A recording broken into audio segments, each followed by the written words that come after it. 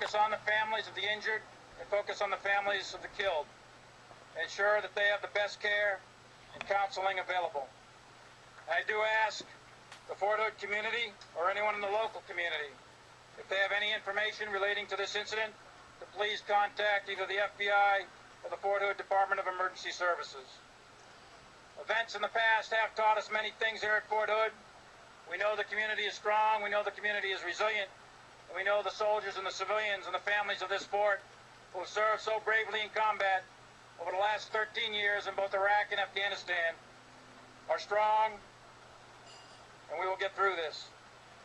Thanks to all who have supported us. Thanks to the local community who has supported us over the last several hours and many years. And thanks also specifically to Scott and White for their excellent medical care and their ability to handle additional casualties. And with that, I will take your questions.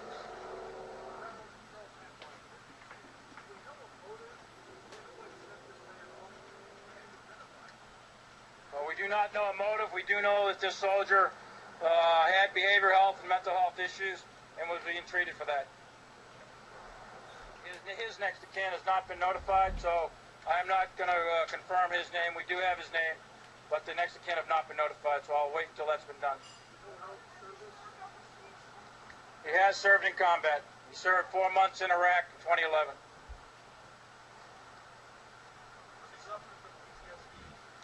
He was currently under diagnosis for PTSD, but he had not yet been diagnosed for PTSD.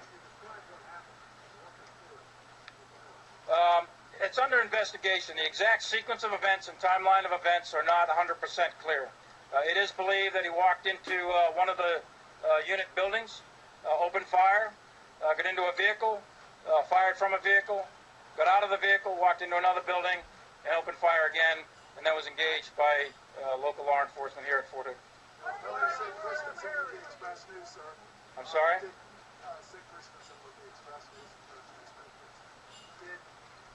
Begin this thing with an argument. We heard that there was an argument in the WTU, and that is how this started, that he also was using a semi-automatic handgun at some time. He was using a 45 caliber Smith & Wesson semi-automatic pistol that was purchased recently in the local area. I am not aware of an argument at the WTU. There are some initial reports. There may have been an argument in one of the unit areas, but don't have any indication of an argument at WTU. Had he been in the WTU? He has not been assigned here to the WTU. That we don't know. We're checking his background. He recently arrived at Fort Hood in February from another installation, and we're checking with the other installation to determine the background of the soldier. And obviously, we are digging deep into his background, any criminal history, psychiatric history, his experiences in combat, all of the things that you would expect us to be doing are being done right now. I'll come back to you. Hang on just a second. Go ahead. Were all of the injured soldiers were because of the gunfire or something else? They were a result of the gunfire, either direct wounds from the gunfire. Some cases there was some glass that shattered, and some have some superficial wounds from that. Others, one was jumping a fence and got injured there, but it was a result of. So was this soldier in the process of being transitioned out of the military? He was not in the process of being transitioned out of the military, to my knowledge, at this time. General, can you say where his body was found? Was it in his car, next to his car, in the street, next to his building? His body was found in the parking lot where he was engaged by military police.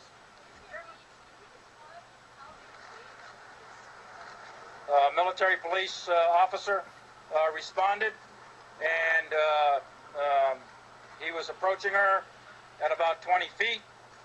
He put his hands up, then reached under his jacket, pulled out the 9mm, and she pulled out her weapon, and then she engaged, and then he put the weapon to his head, and he died of a self-inflicted gunshot wound. Go ahead. I'm not ruling out terrorism. All I'm saying is there's no indication of it at this time. We have FBI and all the appropriate federal agencies and all of the various organizations searching all the internet, Twitter, Facebook, and all the normal association you would do, and the investigation on that part is ongoing. We do not have any indications of that right now, but I'm not ruling that out. Say again? We are not ruling in or out anything.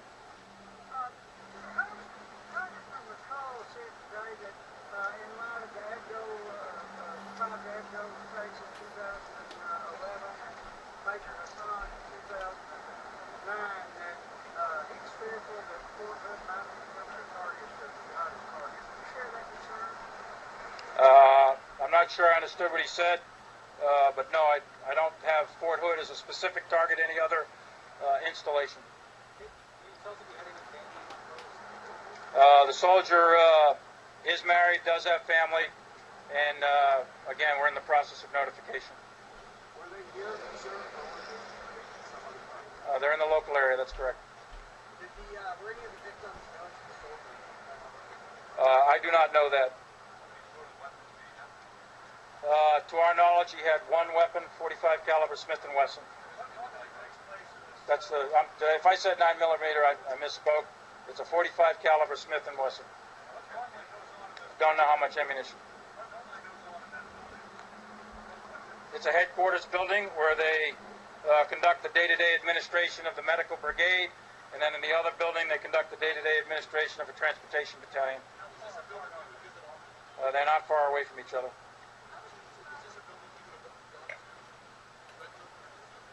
The 49th Transportation Battalion, yes, he would have gone to that on occasion for administration purposes. That's his higher headquarters. No, not for his treatment. That's his unit headquarters.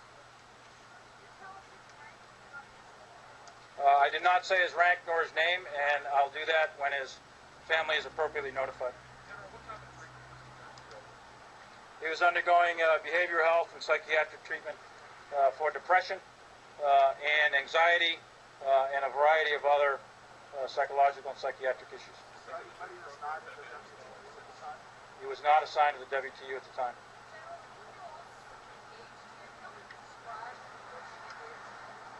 It was clearly heroic, what she did at that moment in time, and she did her job, and she did exactly what we would expect of a United States Army military police. He was not diagnosed as of today with PTSD. He was undergoing a diagnosis process to determine if he had PTSD. That is a lengthy process to be confirmed with PTSD. There are reports, I don't know if he was diagnosed in the clinical sense. There are reports that he self-reported a traumatic brain injury previously coming back from the Iraq tour. He was on medications, that's correct. Yes, he was. He was not a wounded warrior. He was not wounded in action to our records. No Purple Heart, not wounded in action in that regard.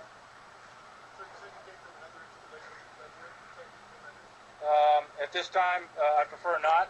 I mean, I got folks calling that installation, talking to their chain of command in order to determine all the background information of the soldier. Sorry? What state? It's here in Texas. Okay, a couple more questions. Yes, ma'am. All of the wounded and killed were military. Sir, what can you tell us about protocols as far as carrying the type of weapon that the soldier has and other soldiers that are allowed on base? What can you tell us about security measures? If you have a weapon and you're on base, it's supposed to be registered on base. This weapon was not registered on base.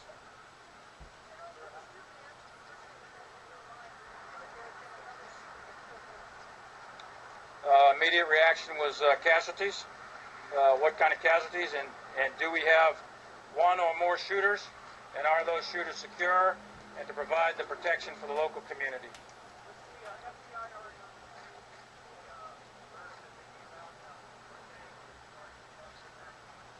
We have a local FBI liaison officer, but no, large FBI, assets were not here.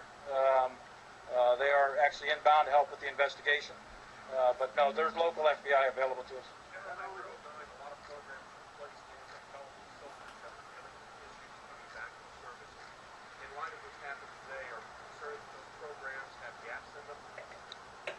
have to re-examine all of those programs and see if there were any gaps. So I'm not ready to answer that just yet. General, you know that over the years now we've had three, this is the third one that we've had. First with the Sun, Maserati, and now this. Are you concerned, beyond the fact that this is not the first time, are you concerned that this place is becoming a target for people for whatever reason? I mean, would your reaction have been when this began, not again, here? My reaction was not again here. My reaction was to immediately make sure we had a read on the casualties, immediately secure the site, and immediately look for one or more shooters, and to secure the installation. I wasn't thinking about not again or any of that. Right now, my concern is with the families of those that are injured and those that were killed.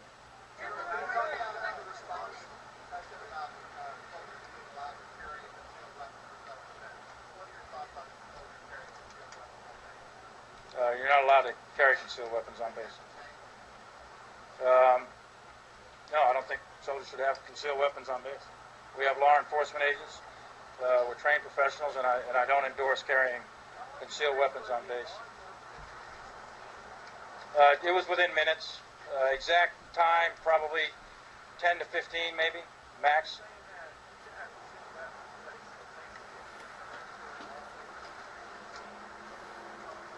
I think the law enforcement acted very rapidly and swiftly, given the nature of this circumstance. Yeah, I'm not going to get in a debate with you on carrying weapons on a military installation. Say again?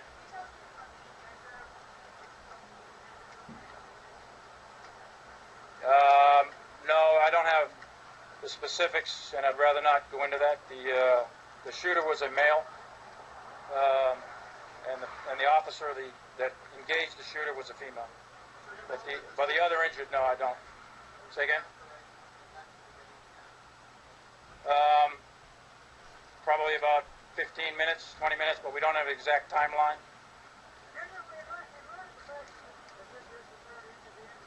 Yeah, let me go to someone else. Anyone else? Go ahead. Yeah, can you talk a little bit about how you changed your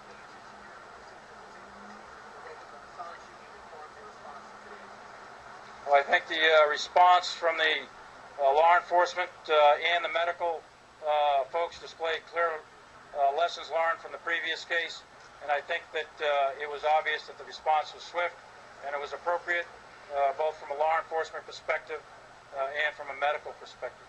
Last question? Sir, you mentioned that the suspect had bought the weapon and held it before. How much indication do you have of premeditation here? Was there any type of timing evidence or something going on? I do not know, and that'll be part of the investigation. Don't know any idea about the premeditation. General, do you want to follow up with the question? Last question, go ahead. Considering that he did have a weapon that was not registered, he carried it on base, are you considering changing the protocol or practices of how you check the vehicle as it's approaching base, considering this just happened? I will be reviewing all of those procedures, that's correct. So thank you very much, I appreciate it. Also appreciate your support. We will hold a regular press conference daily until we get all of the information out into the public that we have. It's appropriate. I don't have a time for that, but the first one obviously will be tomorrow. And Colonel Chris Garver, our public affairs officer, will put that out. And I just ask for all your thoughts and prayers for the fallen and for the wounded in this particular case. Thank you very much. General, I know I don't follow you there. As General Milley said, first press event will be tomorrow. We're looking at midday, but we don't have a time exactly yet. We'll put out. And there you have it. Just news conference ending with Fort Hood's Commanding General, Lieutenant General Mark Milley, updating us. We learned that 3 victims and the shooter were killed, and there's also 16 people injured. We didn't know the total number of injuries, but we do right now. Right, and what's most important